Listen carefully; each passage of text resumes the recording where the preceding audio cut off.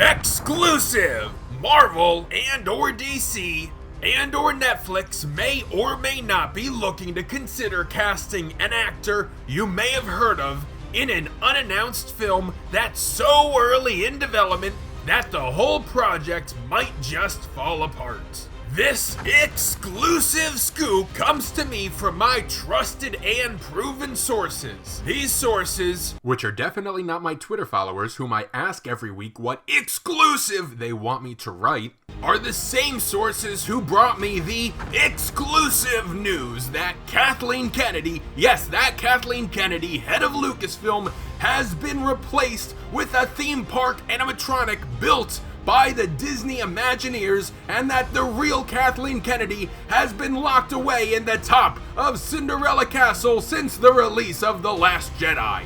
That's it. That's the scoop. You're welcome. I've never used anger as the basis for a video. I like focusing on the positive aspects of the entertainment industry, but quite frankly, one particular subject has gotten me so ticked off I can't let it slide. The growing problem of fake news in online entertainment media.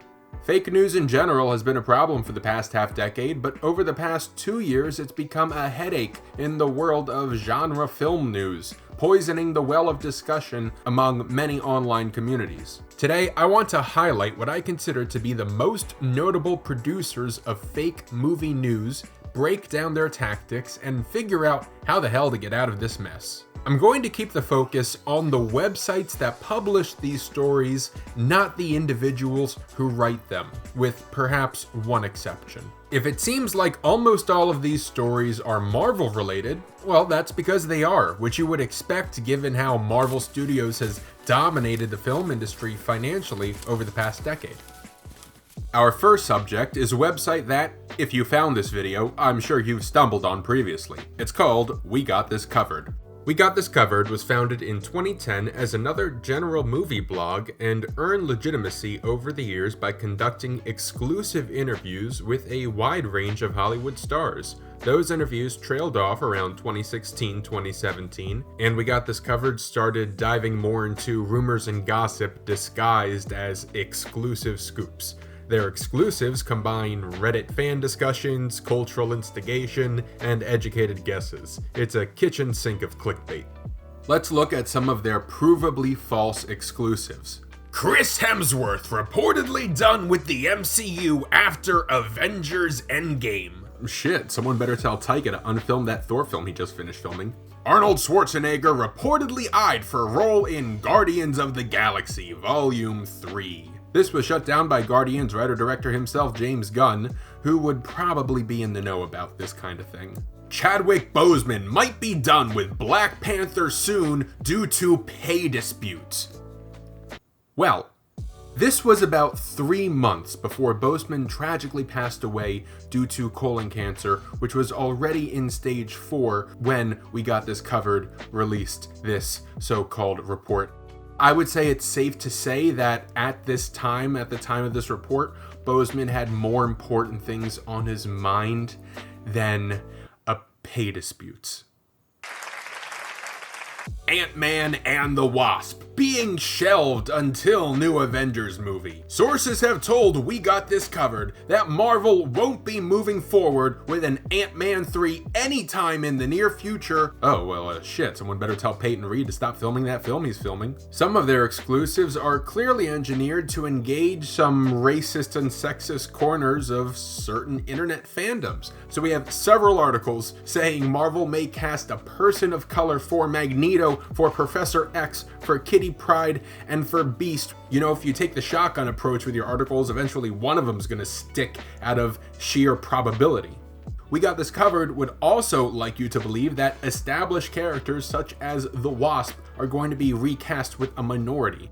Eventually, We Got This Covered dropped the notion of Marvel looking to include diversity in individual roles and shifted towards the idea that Marvel is looking to eliminate white males entirely. I can think of no finer example of We Got This Covered's work than their absurd and often contradictory stories about Brie Larson over the years. Disney's reportedly lost confidence in Brie Larson and Captain Marvel. Oh wow, maybe Marvel won't make a sequel to that film after all, even though it grossed over $1 billion. Brie Larson's reportedly been promised that she'll be the new face of the MCU. That kind of contradicts the Don't worry about it. Brie Larson might end up co-directing Captain Marvel 2. Brie Larson reportedly wants her own Captain Marvel Disney Plus series. Brie Larson reportedly wants a Robert Downey Jr. type role in the MCU. Brie Larson reportedly hoping to make $100 million from her MCU role. Well, this Brie Larson sounds like a self-entitled prima donna if you ask me, knowing nothing more about her than what I just learned from We Got This Covered. All these stories either come from We Got This Covered super duper sources or is recirculated from another fake news website. Two of those websites are Cosmic Book News and Bounding Into Comics. Spawning from the alt-right side of the Gamergate movement in 2014, these sites loathe Larson's very existence, and they've reported on Larson's impending ouster from Marvel a handful of times. Disney's losing confidence in Captain Marvel Brie Larson due to Spider-Man. Rumor, Avengers cast not happy with Brie Larson. Captain Marvel's future in MCU in doubt. All three of these websites frequently cite the YouTube personality Doomcock. Let that one sink in. Often, We Got This Covered will claim that their fake news story comes from the same sources that gave them previous exclusives. Let's dig down one of these rabbit holes. The exclusive news about Marvel shelving Ant-Man and the Wasp from the very same sources who exclusively confirmed to We Got This Covered that Taskmaster is the villain of the Black Widow film and that Robert Pattinson has been 100% confirmed as the new Batman. Let's break those down. The Taskmaster story was so widely assumed at the time of the article, one of the commenters even said, "Could you be any further behind figuring out this news?" Taskmaster being the villain was theorized 4 months prior by Charles Murphy, an established Marvel insider who I'll talk about more at length near the end of this video. Murphy's own reporting is cited in this article as it pertains to specific casting information for the part of Taskmaster. As for the Batman casting, We Got This Covered's own article notes that Variety first confirmed the casting the week prior on May 16th, 2019, and it had been known for 3 months by then that Pattinson was a top choice, if not the top choice for the part, which The Hollywood Reporter later confirmed. All of which is to say, the news about Marvel shutting down the Ant-Man and the Wasp film series came to us from the very same sources who told us things we already knew. Ant-Man and the Wasp: Quantumania. Giant Freakin Robot was founded in 2008 and, similar to We Got This Covered, had noble origins as a film industry fan site. Now, I'm nothing if not a fair person, so I'll point out that Giant Freakin Robot has had an actual exclusive from time to time. For example, they broke the casting of Jamila Jamil as the villain in the upcoming She-Hulk show about 3 weeks before it was reported elsewhere. But those few actual scoops are drowning in a sea of pure fiction like The Boy Who Cried Wolf. Let's look at some of their easily disprovable headlines from the past year. Exclusive! The Vision is getting a Disney Plus solo series. Well, no one seemed to tell Paul Bettany, who just a couple weeks ago explained that he has no current contract with Marvel and has not discussed any future Vision appearances with Marvel. Now, that's not Bettany lying to cover up something for Marvel. There's no secrets to be had here. The presumption is we're going to see more of Vision because they bothered to bring him back to life. So the abnormal thing would be to not see any more of him. So there's no reason not to believe that Bettany has no current contract with Marvel. His film contract is expired and WandaVision was just for 1 season. Exclusive! Agents of S.H.I.E.L.'s Chloe Bennett lined up for a new Marvel series. This was denied immediately by Bennett, who was cast 1 month later in a live-action Powerpuff Girls show, taking her far, far away from Marvel's filming lots. Wedding Crashers 2 is happening. Owen Wilson and Vince Vaughn set to star. So 2 months ago, Giant Freakin' Robot posted this, making it seem like it was some huge revelation, even though Vince Vaughn, Isla Fisher, and the first film's director said across 2020 that they would all return for a sequel, and that a sequel was being planned, that there was a framework in place, and they were trying to figure out if they could put it together. This past week, as part of the promotional tour for Loki, Owen Wilson said that we're still in the talking about it phase, even though we've known for the last year that a sequel was being discussed. And little has changed since that point. Giant Freakin' Robot still felt the need to exclusively report that the film was being made. Exclusive! Brie Larson's asking price to join Star Wars revealed! In which Giant Freakin' Robot states that she wants $20 million to be in a Star Wars film. Exclusive! Brie Larson pushing to join Star Trek. Because Brie Larson Marvel articles and Star Wars articles still don't pay the bills, you need to get her into yet another fandom. The first one of those supposedly confirmed scoops is Benedict Cumberbatch filmed scenes for WandaVision. Giant Freakin' Robot reported that Benedict Cumberbatch was going to cameo in the show and had actually filmed scenes for WandaVision.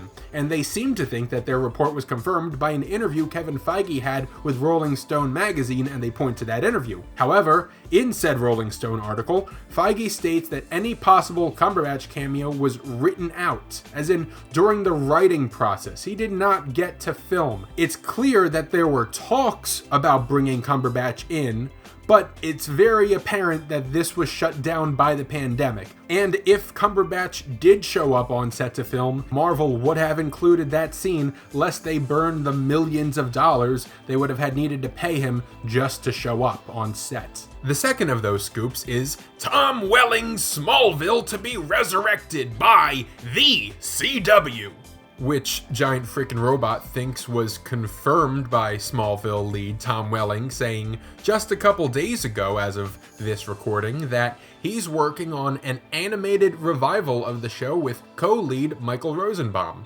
Welling and Rosenbaum have been talking about a possible Smallville, the animated series, as far back as 2018. But this is not a CW revival. In fact, the CW has a new Superman that they kind of want to focus on. So, Giant Freakin' Robot claimed a CW revival scoop and say it's been validated by Welling providing an update on the same animated Smallville project he's been working on for about 3 years now that has nothing to do with the CW.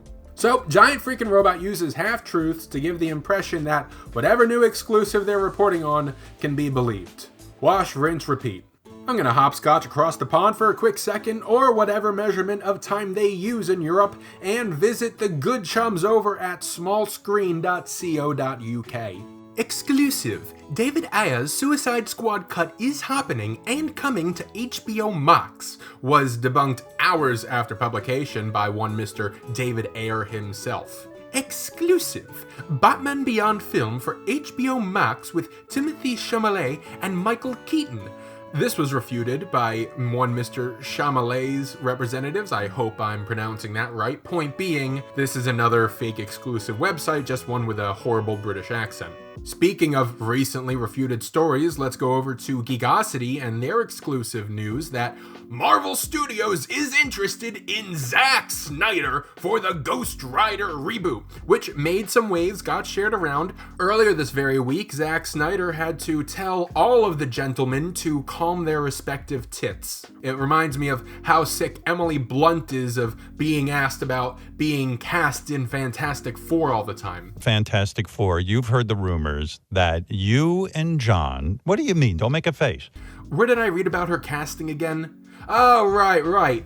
All of these hellholes. Our final featured performer on this very fine day is a recent entry in the field of fake news, but one that's already left some scorch marks. It's a little website called That Hashtag Show, and it's what pushed me over the edge into making this video.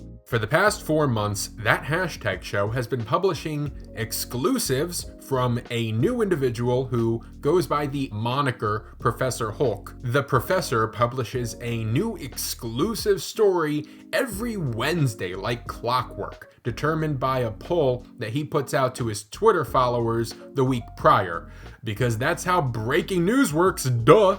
For example, on May 27th, he tweets out, "Vote on what you want to see between a Star Wars exclusive, Aquaman 2 exclusive, and a Sony Pictures Universe of Marvel characters exclusive, which is the winning option." On June 2nd, the story based on the winning poll option is written. "A Black Cat movie is in development!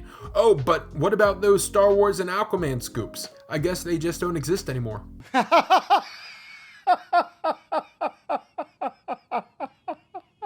Allow me to recap some of his exclusives. Disney is rebooting Alien without Ellen Ripley, in which the professor talks about Disney's new Alien reboot about a woman named Fiona and her friendly alien, with a plan already created for sequels every 1 to 2 years and a new Alien vs. Predator film between every mainline Alien release. And I heard about it first exclusively on that hashtag show. Christopher Daniel Barnes in final talks to reprise role in Into the Spider-Verse 2. Barnes was the voice actor for Peter Parker in the 1994 animated series, and earlier this year, Professor Hulk announced that Barnes would be in the Spider-Verse sequel. Except, unfortunately, it's not true at all. There's no truth to the rumor whatsoever.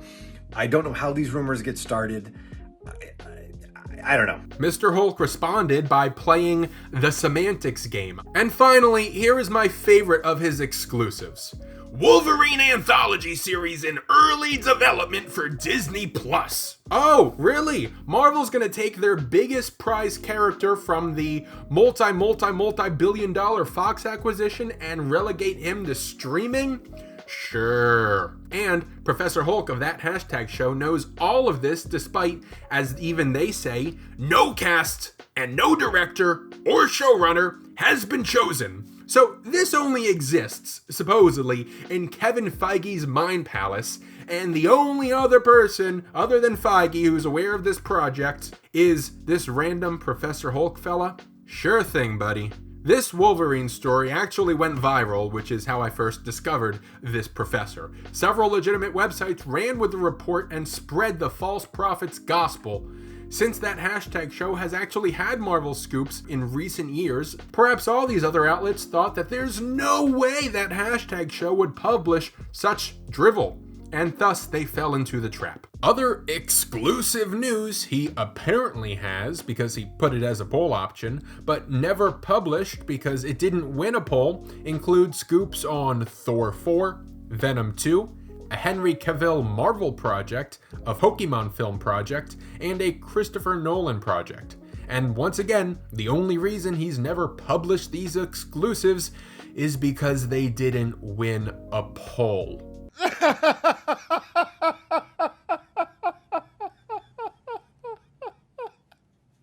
Alright, one more just as I'm finishing the edit. Bonkers article up about the anticipated No Way Home trailer. He's saying that Sony has sent the trailer to theaters, that theaters are ready to show it, and it will play exclusively in front of Black Widow, debuting online later. And here's the kicker. While I have corroborated this with 5 verifiable sources, this is not totally confirmed. While I'm confident in the information, it is by no means a guarantee. Even though he has 5 verifiable sources. 5! If you're wondering why I'm harping on this one smaller website, it's because the articles are actually really funny, unintentionally. And it's a prime example of how easy it is for these fake outlets to get rolling, and I think it's important to understand how that process works. All of these fake websites feed off each other's content, creating an ever-expanding ecosystem of fake exclusives that are engineered specifically to go viral, get clicks, and make some sweet, sweet ad revenue.